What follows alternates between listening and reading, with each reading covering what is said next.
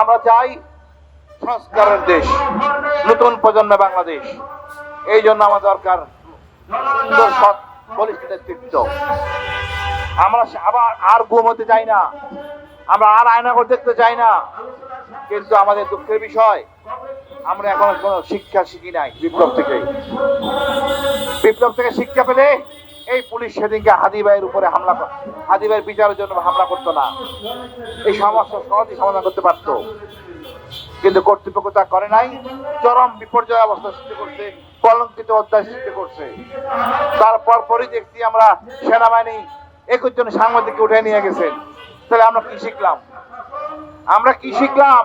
কিছুই শিখি নাই। আমরা আর আন্দোলন চাই না, বিপ্লব চাই না, মানুষ হারাতে চাই না। তাই আমাদের দরকার সুষ্ঠু সুন্দর নির্বাচন, যে নির্বাচনের মাধ্যমে আমি আমার কাঙ্ক্ষিত লোককে পাবো। এবং এই নির্বাচনের দুইটা অংশ, একটা হা ভোট না ভোট। হা ভোট দিয়ে আমি সংস্কার চাইবো। হা ভোট মানে হাদির চেতনা, ভারতের আধিপত্যমুক্ত বাংলাদেশ। এই দেশে ভারতের দাদাগিরি চলবে না।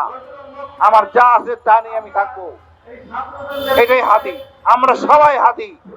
আমরা কেউ বাট পড়াতে চাই না, কেউ মিথ্যা পড়াতে চাই না। না মানে দিল্লির মোদিকে আমরা ঘৃণা করি। No more Modi. আমার যা আছে তা দিয়ে ফাইট করব। সবাই আমরা বাংলাদেশি, এক জাতির দেশ। এখানে কোনো আর সৃষ্টি হবে না, সৃষ্টি করার কোনো সুযোগ দেওয়া হবে না। দেখেন, দুইটা ঘটনা আমি বর্ণনা করছি।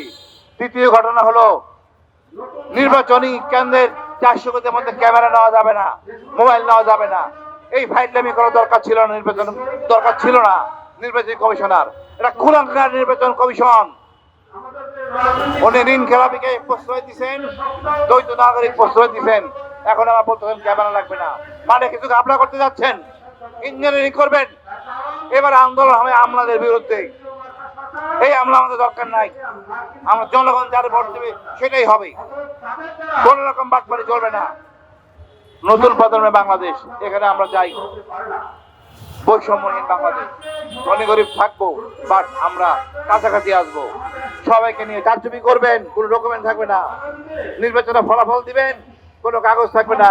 ফলাফলটা পেলে আমি ছবি তুলে রাখতে পারি। যখন আমি আবেদন করব ঠিক হয় নাই, ততক্ষণে আপনি ঘোষণা দিয়ে দিবেন এই জয়যুক্ত। এই নাটক চলবে না। নির্বাচন কমিশন যদি পরিবর্তন না করে, তার প্রত্যেকটা ইট খুলে নিয়ে আসা হবে। এই দেশে এই নির্বাচন করে রাখবো না। জনগণের বাংলাদেশ। আর পুলিশ আর সেনাবাহিনীকে বলবো, আপনার কোনো দলের না, আপনার দেশের জনগণের।